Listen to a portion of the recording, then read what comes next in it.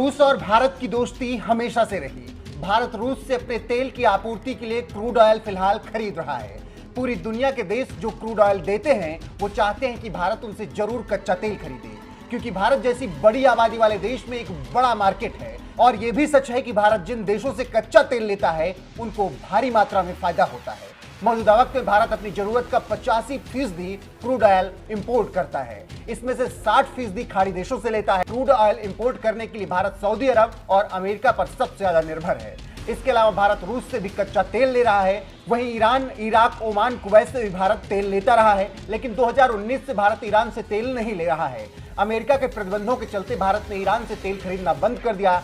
आंकड़ों के मुताबिक ईरान ने 2018-19 में भारत को 2.36 करोड़ टन कच्चा तेल दिया था। ये भारत और ईरान के बीच हुई आखिरी डील थी। फिलहाल ईरान इसी बात से परेशान है क्यों भारत उससे तेल नहीं ले रहा है। ईरान जो हम देखते रहे इतना ज्यादा हो हल्ला मचाता रह गया, दुनिया भर की बातें क्या क्या नहीं की।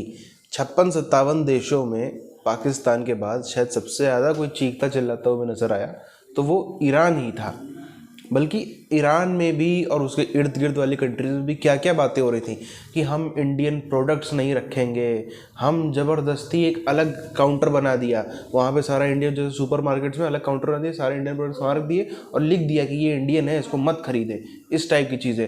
इंडियंस को हम नौकरी पर नहीं रखेंगे, ढूंढ ढूंढ के इंडियंस को नौकरी से निकाला जाने लगा था उस टाइम पर। इंडिया को हम तेल नहीं देंगे तो गाड़ी कैसे चलाएगा भारत, भारत घुटनों पर आ जाएगा, भारत हमारा क्या कर लेगा। अब जब भारत ने तेल खरीदना बंद कर दिया, इनका तेल पड़े पड़े नाले के पानी के जैसा गंदा, कचड़े से ज़्यादा कुछ भी नहीं रह गया।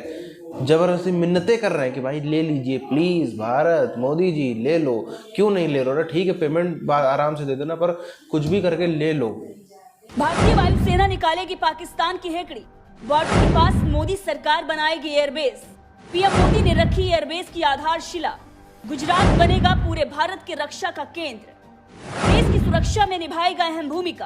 पीएम मोदी ने गुजरात के गांधीनगर में जाकर ऐसा कदम उठाया है जिससे पाकिस्तान के होश उड़ने वाले हैं। जी हां, भले ही पाकिस्तान गरीबी से जूझ रहा हो, लेकिन जनता से लूटा पैसा और दुनिया भर में भीख में मिला फंड वो आतंकवाद पर खर्च कर हमेशा भारत को नुकसान पहुंचाने की कोशिश में लगा रहता है। क्योंकि तेल का उत्पादन तो वो कर लेंगे, लेकिन भारत जैसा बड़ा देश तेल नहीं खरीदेगा तो उस तेल के उत्पादन की खपत कैसे होगी।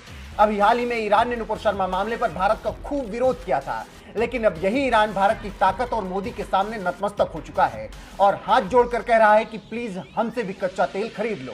बता दें कि ईरान की ख्वाहिश है कि जिस तरीके से भारत और रूस से क्रूड ऑयल ले रहा है उसी तरीके से उनसे भी तेल इंपोर्ट करे। ईरान का कहना है कि वो सारी सुविधाएं भारत को देने के लिए तैयार है जिस तरीके से रूस दे रहा है, लेकिन भारत अभी भी अपना मन नहीं बदल रहा है। हालांकि ईरान पूरी तरीके से तेल खरीदने के लिए भारत से रिक्वेस्ट कर रहा है, जिसके लिए ईरान के बड़े मंत्री बार बार भारत दौरे पर आ रहे हैं और पीएम मोदी को मनाने की कोशिश में लगे हुए हैं। कि पिछले एक महीने में ईरान के तीन मंत्री भारत दौरे पर आ चुके हैं और बातचीत कर चुके हैं। मामला सिफर ही रहा है। जून में ईरान के विदेश मंत्री आमिर अब्दुल्लाहिया नई दिल्ली आए हुए थे। उनके बाद उप विदेश मंत्री मेहंदी सफारी भारत दौरे पर आए, लेकिन बात नहीं बन पाई। इसके बाद ईरान के राजनीतिक मामलों के उप मंत्री डॉक्टर अली बाघेरी कानी भी भारत से बातचीत करने के लिए कदम आगे बढ़ा चुके हैं, लेकिन इन तीनों वार्ता का कोई पॉजिटिव परिणाम फिलहाल सामने नहीं आया।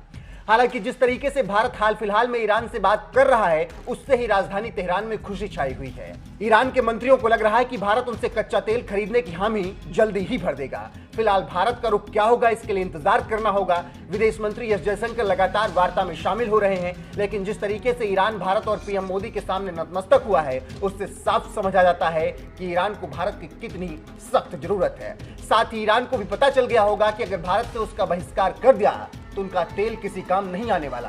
से देश में मोदी की सरकार आई है, उसके मंसूबों में कामयाबी तो नहीं मिल रही है, लेकिन वो कोशिश करता ही रहता है। इसके साथ ही अब पीएम नरेंद्र मोदी ने उसके मंसूबों पर प्रहार करते हुए एक बड़ी घोषणा कर दी है। यूं कहें तो बड़ा कदम उठा लिया है पाकिस्तान के बर्बादी की तरफ। अब अगर पाकिस्तान ने ज्यादा हेकड़ी दिखाई तो भारतीय वायुसेना उसका काम तमाम कर देगी, वो भी पलक झपकते ही। यूं कहें तो बड़ा कदम उठा लिया है पाकिस्तान के बर्बादी की तरफ। अब अगर पाकिस्तान ने ज्यादा हेकड़ी दिखाई तो भारतीय वायुसेना उसका काम तमाम कर देगी, वो भी पलक झपकते ही।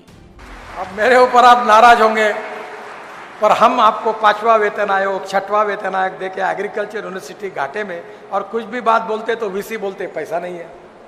सब काम में हमको राज्य सरकार और भारत सरकार से पैसा चाहिए। तो आप अगर खेती अगर इकोनॉमिकली वायबल नहीं करते तो किसान कैसे करेगा? आपका प्रूवन एग्जाम्पल अगर प्रॉफिटेबल नहीं होता तो किसान का कैसे होगा? तो मैं आपको दोष नहीं देता। खैर, मोदी सरकार में मंत्री नितिन गडकरी ने तो अभी हाल ही में कह दिया कि आने वाला वक्त ग्रीन हाइड्रोजन का है। आने वाले 5 सालों में तो कोई पेट्रोल डीजल को यूज ही नहीं करेगा। आपके कुएं में पानी है, वो भी आपके पास है, अब तो तालाब बन गए और पानी आ गया।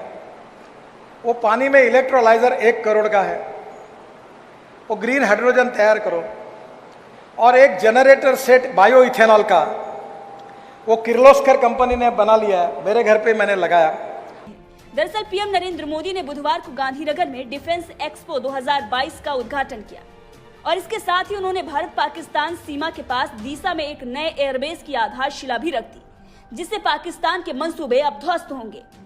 पीएम मोदी ने इस बारे में बात करते हुए बयान भी दिया और कहा कि एक नया एयरबेस देश की सुरक्षा के लिए एक प्रभावी केंद्र के रूप में उभरेगा। और इसके साथ ही पीएम मोदी ने यह भी बताया कि गुजरात भारत में रक्षा का केंद्र बनेगा और भारत की सुरक्षा में अहम भूमिका निभाएगा। उनकी पूरी टीम का अभिनंदन करता हूं। देश और दुनिया में विकास को लेकर औद्योगिक सामर्थ्य उसे लेकर के गुजरात की जो पहचान है,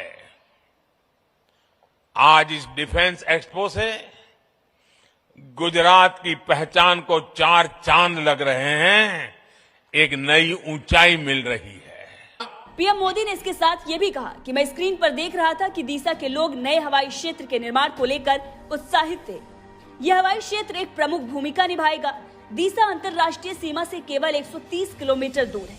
यदि हमारी सेना, विशेष रूप से हमारी वायुसेना दीसा में मोर्चा संभालती है तो हम पश्चिमी तरफ से आने वाले किसी भी खतरे का बेहतर जवाब दे पाएंगे। वो लगा दो और ग्रीन हाइड्रोजन तैयार करो और रोड पर एक पंप डाल दो। ये फ्यूचर है। 1 किलो ग्रीन हाइड्रोजन 70 रुपए किलो का होगा और जिसके ऊपर 400 किलोमीटर का एवरेज मिलेगा, तो कोई पेट्रोल डीजल यूज ही नहीं करेगा। आने वाले समय में गुजरात डिफेंस इंडस्ट्री का भी एक बड़ा केंद्र बनेगा। भारत की सुरक्षा और सामरिक सामर्थ्य में गुजरात का भी बहुत बड़ा योगदान देगा। मैंने अभी गवर्नर साहब को कहा कि मेरे घर पर दिल्ली आइए, मैं हाइड्रोजन के कार में आपको घुमाऊंगा। मर्सिडीज से भी अच्छी कार है, धुआं भी नहीं होता। चंद साल पीछे चले जाएं, बहुत ज़्यादा भी नहीं, 2.5-3 साल 4 साल भी पीछे चले जाएं तो असंभव सा लगता था कि इन जितने भी अरब कंट्रीज़ हैं इनसे रिश्ते ख़राब करना, बल्कि असंभव सा लगता नहीं था। ये चीज़ हमने प्रैक्टिकली देखी भी है। अगर आपको याद हो, एक मामला हुआ था जिसमें इज़राइल ने ये पेशकश रखी थी कि हम यरूशलेम को अपनी राजधानी बनाएं। उसमें इंडिया ने इज़राइल के खिलाफ वोट दिया था। वो क्यों खिलाफ वोट दिया था? क्योंकि इंडिया को ईरान से तेल लेना था। अब आप समझ सकते हो कि इज़राइल, जो कि हमारा आइडियोलॉजिकली कह लें या टेक्नोलॉजी के माध्यम से भी कह लें, इज़राइल हमारे लिए ज़्यादा महत्वपूर्ण है। इज़राइल हमारा अच्छा दोस्त भी है। ईरान से हमारे कुछ आर्थिक फ़ायदे ज़रूर हैं, पर सबको पता है कि जो पार्टी है उसको भी खैर चुनाव ही जीतने हैं, भाजपा को भी चुनाव जीतने हैं, तो उसको मद्देनज़र रखते हुए भी और टेक्नोलॉजी के माध्यम से भी, टेक्नोलॉजी के मामले को नज़र में रखते हुए भी इज़राइल से दोस्ती ज़्यादा ज़रूरी थी। पर फिर भी उसके खिलाफ वोट दिया। सिर्फ और सिर्फ ये पेट्रोलियम ही एक कारण था, तेल खरीदना ही कारण था। आज आप देखो कालचक्र की महिमा, वही ईरान अब हाथ पैर जोड़ रहा है। अगर इंडिया आज जो मर्जी करे, आज इंडिया खुलेआम कह भी दे कि हाँ यरूशलेम ही राजधानी होनी चाहिए इज़राइल की, ये कुछ नहीं कर सकते। ये आज कुछ भी भारत कर ले, ये कुछ भी नहीं कर सकते, क्योंकि इंडिया की मार्केट इतनी बड़ी है। अगर दुकानदार को लगता है कि मैं कस्टमर को माल देना बंद कर दूंगा तो फिर कस्टमर, अगर दुकानदार ज़रूरी है कस्टमर के लिए, तो कस्टमर भी दुकानदार के लिए उतना ही ज़्यादा ज़रूरी है। दोनों एक दूसरे पर टिके हुए हैं, कोई भी ऐसे नहीं चल सकता। अभी भले ही हमें ये भी देखना पड़ेगा कि रूस से तेल हमें अभी सस्ते पे मिल रहा है, हमेशा सस्ते पर नहीं मिलेगा, ये भी सच्चाई है। अभी वहाँ पे स्थिति खराब है, हो सकता है चंद महीने और या 1-1.5-2 साल तक भी मैक्सिमम हो सकता है हमें ऐसे ही सस्ता तेल मिलता रहे, लेकिन हमेशा तो खैर ये नहीं मिलने वाले, पूरी दुनिया जानती है। तो उस हिसाब से भी भारत, तो खैर ये भी सच्चाई है कि हमेशा के लिए तो कौन सा 50 साल बाद भी पेट्रोल यूज़ होता रहेगा। 5 साल बाद की जो दुनिया होगी, 5 साल बाद का जो भारत होगा, उसमें भी पेट्रोल की जो ज़रूरत है वो बहुत कम हो जाएगी। तो ये भी एक बहुत बड़ा कारण है जिसकी वजह से इनके होश में, ये लोग होश में आ गए। जितनी अरब कंट्रीज थे ना, जिनकी इकोनॉमी पूरी पूरी तेल पे चल रही थी, तेल तो मतलब पैसा पानी की तरह बरस रहा था। इतना ज़्यादा पैसा होने के बाद भी, सब कुछ होने के बाद भी, अभी भी आप देख लेना 20-30 साल बाद इनमें से ज़्यादातर देश जो है वापस वहीं पहुंच जाएंगे जहां वो 100 साल पहले हुआ करते थे। कई तो आज भी वहीं पर हैं, कई सारे ऐसे देश जहाँ पे तेल भी निकलता है, गिनती के 4 ही 5 हैं जो थोड़े अमीर हो गए, बाकी सब तो आज भी वही हैं। और जो अमीर हो गए उसमें से भी 90% आप देखना 20-25 सालों में वापस वहीं पहुँच जाएंगे जहाँ से उन्होंने कभी शुरुआत करी थी, बिफोर तेल निकलने के पहले।